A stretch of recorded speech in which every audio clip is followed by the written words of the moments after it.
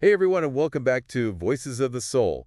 We love to take deep dives into all sorts of fascinating topics, but today's is, well, it's a bit heavier than usual. Yeah, it's definitely thought-provoking. We're going to be looking at how men deal with feeling disposable. And we're going right to the source for this one. Mm-hmm. A raw and unfiltered Reddit thread on Raskman Advice. I mean, Reddit, right? It's where people just let it all hang out. Exactly, no holds barred. So the original poster, this 29-year-old guy, he's saying he feels like a nobody, like he's only valued for what he provides. Right, and the responses you get, everything heartfelt, Oh, humorous. yeah. Some really heartbreaking moments, too. Yeah, it's like a microcosm of the male experience. It really is. You see such a range of perspectives. Yeah. Some guys are like, yep, I feel that way too, and others are coming at it from totally different angles. Totally, and that's what I think makes this deep dive so interesting. Absolutely. So let's jump into some of these themes. Okay? Let's do it. And one that just kept popping up, and I have to do it really surprised me, was this idea of you get a dog. Yeah, that one definitely stood out to me too. Right. Like on the surface, you could be like, oh, that's kind of a flippant response. But I feel like there's got to be something more to it. Oh, there's definitely something deeper going on. I mean, for one thing, there's tons of research showing the benefits of having a pet, Oh, yeah, especially for guys. especially for men. Yeah, dogs in particular. They give that unconditional love, Unconditional love, yeah, a sense of purpose. that feeling that you're needed, which Exactly. maybe they're not feeling in other parts of their life. It fills that void, right? Right, exactly. But at the same time, you have to wonder if it's also kind of a societal thing. Like, what do you mean? Well, there's all this pressure on men to be tough, Oh, to be stoic? emotionally closed off. Right, man up. Exactly. So maybe get a dog is a way to get that connection without seeming, Vulnerable. yeah, without seeming needy. It's almost like it's okay for a guy to show affection to a dog, Right. but not necessarily to another human being. It's subtle, but it's definitely there. Wow, that's really interesting. Yeah, it speaks to the limitations we put on men, those traditional ideas of masculinity. Definitely, and that brings us to another piece of advice that kept popping up in this thread. Oh, yeah. Find a better woman. Yeah, that one's a bit loaded, isn't it? It is, right. It sort of implies that a man's value is tied to his paycheck. And that if a woman doesn't appreciate that, she's the problem. Yeah, and it makes you wonder if these guys really believe that, That their worth is all about money. yeah, it's a bit of a bleak outlook. It is, but it's not surprising when you think about it. What do you mean? Well, society tells men that they have to be providers, that their success is measured by their income. Right, the whole breadwinner thing. Exactly. And if they don't live up to that expectation, they feel like failures. And like they're disposable. Exactly. So it's not just about finding a partner. It's about finding someone who validates their worth as a man. So, finding a woman who appreciates their financial contribution. Yeah, someone who makes them feel like they're measuring up. Which again kind of brings us back to that societal pressure we were talking about before. For sure, it all ties together. Okay, so we've got get a dog and find a better woman. But there were some guys in the thread who found a dip path. Yeah, a different way to cope with those feelings. They were talking about finding fulfillment through volunteer work. Right, giving back to their community, helping others. Yeah. What do you make of that? I think it's incredibly powerful. In what way? Well, it goes back to that need for purpose, for Mhm. feeling like you're making a difference. Yeah, Volunteer work gives you that, a sense of agency. instead of feeling helpless. Exactly. And there's a lot of research showing that helping others actually makes us happier. It boosts our own well-being. Right. It shifts the focus from what am I getting to what am I giving. And maybe that's what some of these guys are missing. It's possible, yeah, that sense of contribution. Okay, so we get a dog, find a better woman, volunteer work, and then there was this whole other theme that kept coming up. Oh, yeah, this is a big one. The whole idea of internal versus external validation. Right. A lot of guys are saying you got to love yourself first. Don't rely on others to make you feel good about yourself. Exactly. It's about self-worth. And that's so crucial when you're talking about feeling disposable, right? Absolutely, because if your self-esteem is tied to external factors, you're setting yourself up for disappointment. Like your job or your relationship status. Exactly. Those things can change. But your inherent worth as a person. That shouldn't change. Right. And yet society's always sending guys this message that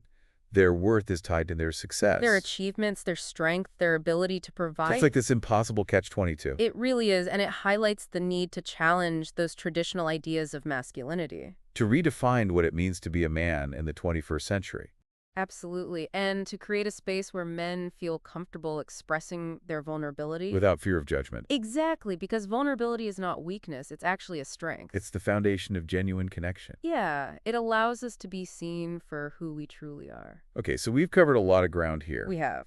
But we can't talk about this Reddit thread without addressing the elephant in the room. Yeah, the incel perspective. Right, there were definitely some comments that blamed women for men's struggles. And expressed a lot of resentment towards women in general. Yeah, it's a tough topic. It is, and it's important to approach it with sensitivity. But also with honesty, right? We can't just ignore it. Absolutely not. It's part of the conversation. So how do we make sense of those comments? Well, I think it's important to understand where those feelings are coming from. Like the pain and the frustration. Exactly, but at the same time, we have to challenge those harmful generalizations. Right, we can't just let those ideas fester.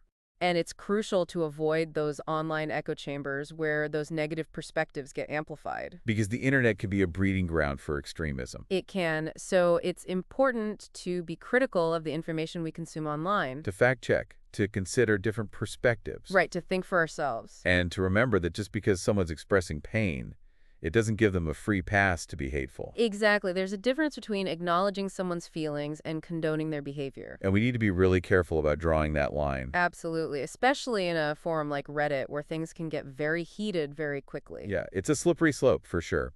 But you know what I think is really important to remember? What's that?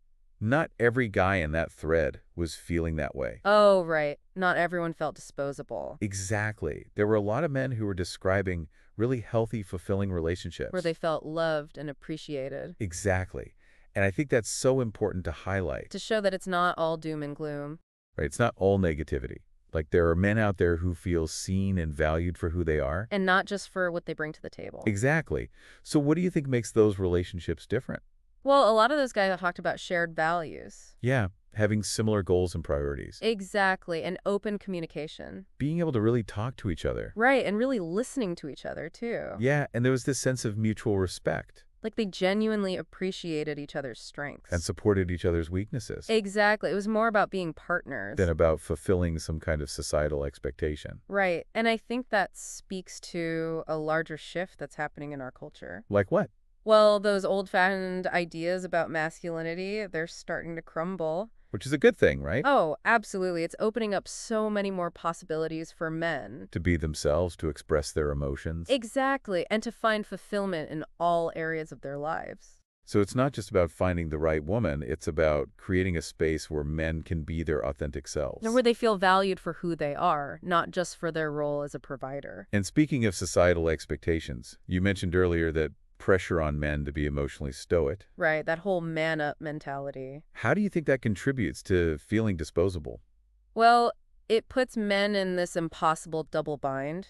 Like, what do you mean? On the one hand, they're told to be strong and self-reliant, to suppress their emotions. But on the other hand, they're criticized for being emotionally unavailable or distant. Exactly. So they're damned if they do and damned if they don't. Wow, that's tough. It is, and it makes it really hard to form genuine, intimate connections. Because intimacy requires vulnerability. It does, and when those connections are lacking, it's easy to feel like you're only valued for what you can provide. Rather than who you are as a person. Exactly. It's a vicious cycle. And it highlights the need for more conversations about men's mental health.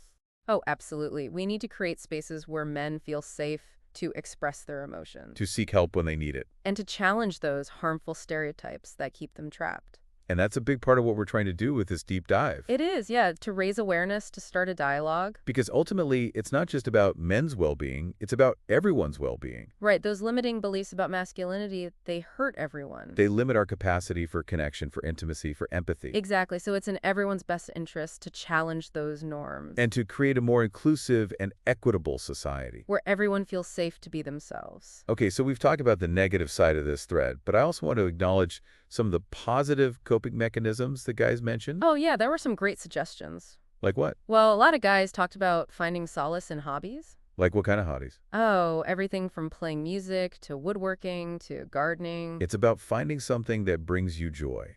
Exactly, something that helps you relax and de-stress. And some guys mentioned exercise. Right, getting those endorphins flowing. Releasing that pent-up energy. And it's not just about physical health, it's about mental health too. Exercise can be really therapeutic. Absolutely, it helps clear your head, improves your mood. And then there were guys who talked about just taking time for themselves. Yeah, giving themselves permission to just be... Without any pressure to perform or to please anyone else. Exactly, sometimes that's all you need. Just a little space to recharge. Right, to reconnect with yourself. And sometimes that means stepping back from relationships altogether. Yeah, a lot of guys mentioned choosing to be single. And focusing on their own personal growth. Which is totally valid. It's not about giving up on love, it's about recognizing your own needs. And taking care of yourself. Exactly. Sometimes the best way to prepare for a healthy relationship is to work on yourself first. To build a strong sense of self-worth. And independence. Exactly, because you can't pour from an empty cup. You got to fill yourself up first. And then you can share that fullness with someone else. And I think that's a really empowering message. It is. It's about taking control of your own life. And choosing what's best for you. Regardless of what society might dictate. And, as we're talking about this, I'm struck by a thought. Oh, yeah? What's that? The original poster's question wasn't just about feeling disposable.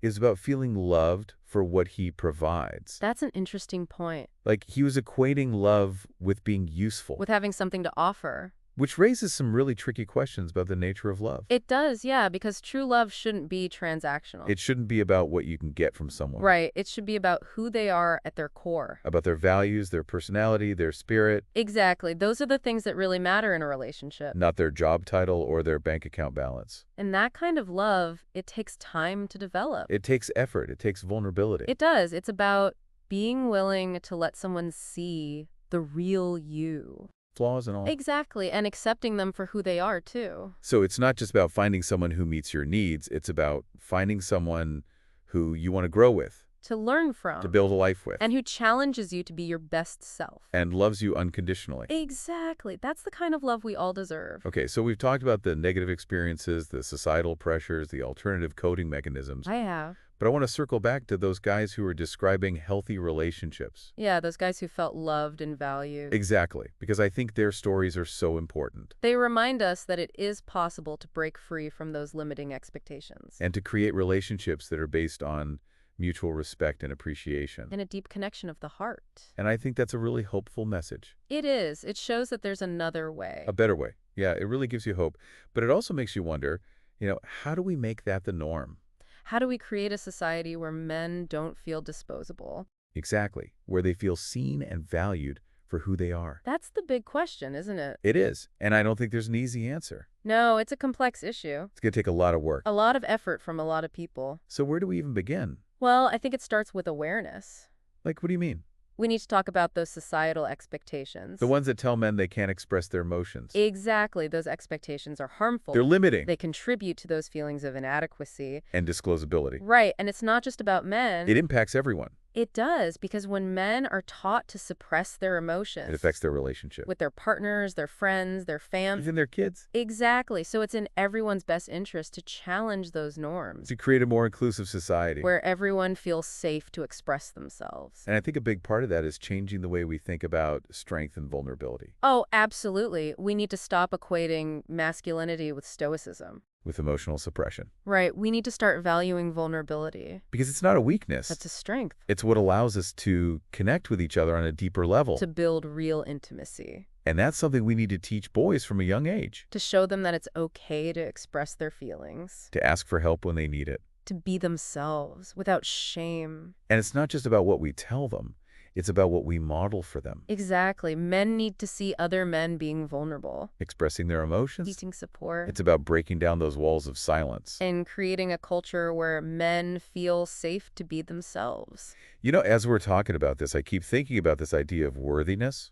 Mm-hmm. So many of those comments in that Reddit thread, it was like they felt unworthy. Like they had to prove their value. Exactly. And I think that's something that resonates with a lot of people. Not just men. Right. It's a human thing. We all want to feel seen and valued for who we are. Not for what we do or what we have. Exactly. It's a fundamental human need. And it's something we need to cultivate, both individually and collectively. Right. It starts with recognizing our own worthiness. And extending that compassion to others. It's about creating a culture of empathy. Where we celebrate our differences. And recognize that everyone has something valuable to offer. So it's not just about changing individual attitudes, it's about changing the system. The structures that perpetuate inequality. That create a sense of competition and scarcity. We need to build a world where everyone has the opportunity to thrive. To reach their full potential. It's a big goal, but I think it's achievable.